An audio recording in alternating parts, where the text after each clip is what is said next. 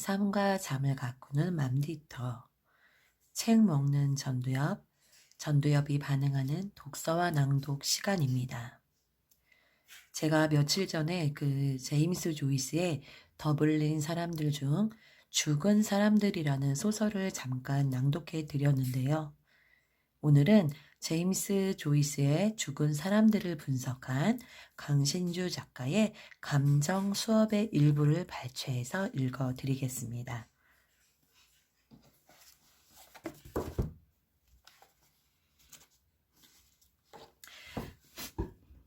그레타의 첫사랑은 마이클 퓨리라는 소년이었다.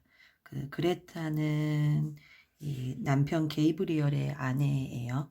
네. 소년은 밤새도록 비를 맞으며 그녀를 기다리다 폐렴으로 허무하게 죽는다. 이것이 바로 사랑 아닌가. 자신을 돌보지 않고 사랑하는 사람만을 하염없이 기다릴 수 있다는 것. 이것만큼 사랑의 순수성을 보여주는 것이 또 있을까.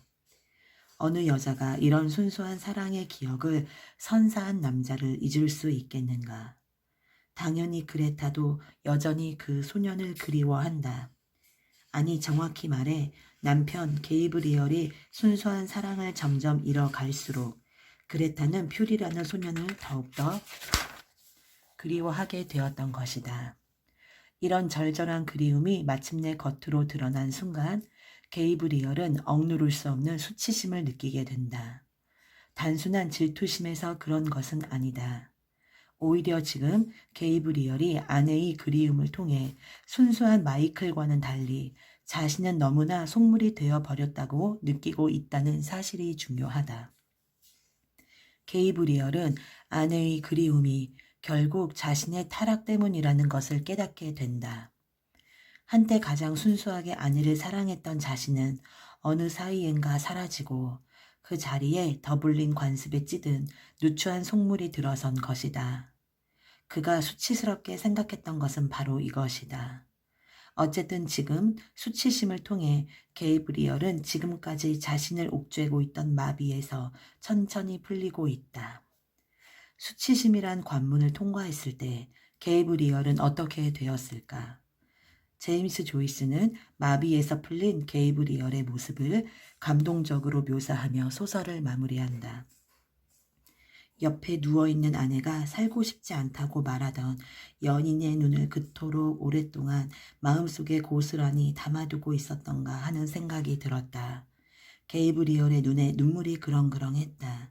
어떤 여자에 대해서도 몸소 이런 감정을 느껴본 적이 없었으나 이런 감정이야말로 바로 사랑이려니 싶었다. 그의 눈에는 눈물이 더욱 가득 고였고 어두운 한쪽에서 빗물 듣는 나무 밑에선 젊은이의 모습이 보이는 듯한 상상이 들었다.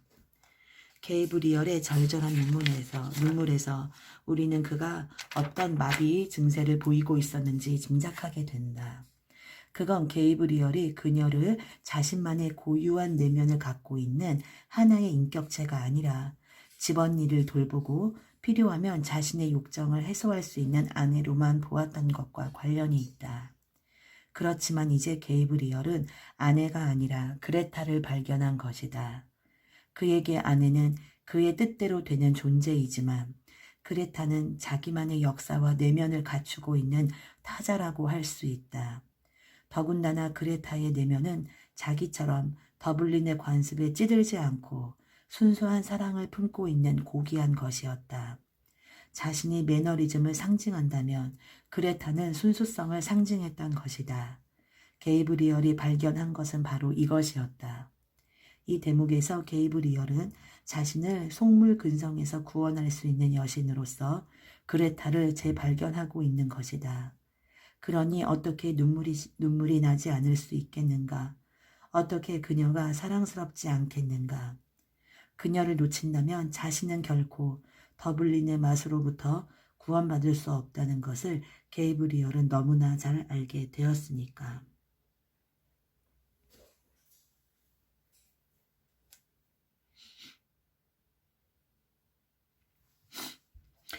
게이브리얼은 스스로를 책임있는 시민이자 멋진 지식인으로 생각하지만 오히려 그 자신이 편협한 생각에 갇힌 우스꽝스러운 인간이라는 것을 애써 외면한 채 살아가는 마비된 인간임이 드러난다.